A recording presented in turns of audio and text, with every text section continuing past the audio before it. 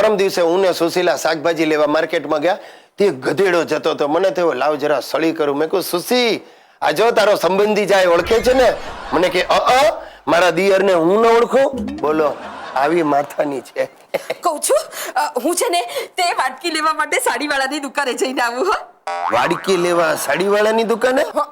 Scheme છે, 4 સાડી ઉપર 2 stainless સ્ટીલની વાટકી ફ્રી. બોલો, અને એના માટે શું આ બબ્બે ઘડિયાળ કેમ બાંધી છે હાથમાં? અરે એકમાં નાનો કાંટો નથી ને બીજામાં મોટો કાંટો નથી. અરે પણ તો ટાઈમ કેમ ખબર પડે? સાવ ડોબા છો, ટાઈમ તો કોકને પૂછી લેવાય કે નહીં? અમારા ફેમિલીમાં છે ને બધા સરકાર વિરોધી છે. મારા વડ દાદા, એમને 2 પત્નીઓ હતી. મારા દાદાને 6 સંતાનો, મારી દાદી અંગૂઠા છાપ, અને મારા બાપા ટ્યુશનો કરે. થયા ને સરકાર વિરોધી. સરકારની બધી યોજનાઓનો સરેઆમ ભંગ. પણ હું એકલો સંસ્કારી છું.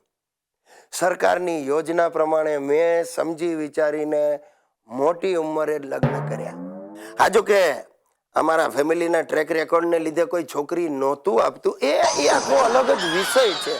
અને તમને કહી દઉં, આ મોટી ઉંમરે લગ્ન કર્યા ને એનો મને ખૂબ આનંદ છે. શું કામ ન હોય ભાઈ? જીવનમાં મુસીબત જેટલી મોડી આવે એટલો આનંદ વધારે. અને અમારા દોસ્તારો મને બહુ ટોક્યા કરે. મને કે ગિરીશિયા લગ્ન નહીં કરતો, દુઃખી થઈશ. મેં કહું ના બોસ, એમ ના ચાલે. હું લગ્ન કરીશ જ, ને પછી જો એવું લાગશે તો બીજી વાર નહીં કરું એમ. અને મારા દીકરાને છે ને, હિતુને, હું લગ્ન કર ન કર એવી કોઈ શિખામણ આપતો જ નથી. અને મારે આપવાની જરૂર નથી. શું કામ આપવું? એની સામે તો પ્રેક્ટિકલ દાખલો છે ને એના બાપાનો. એને જે નિર્ણય લેવો એ લે. સાચું કહો, ઘણી વાર તો મને બેઠા બેઠા એમ થાય કે અમે લોકો ભગવાન રામચંદ્રજીના વંશજો છીએ. રઘુકુલ રીત સદા ચલી આઈ, પ્રાણ જાય પર વચન ન જાય. અમારા ફેમિલીમાં એવું જ છે સાહેબ.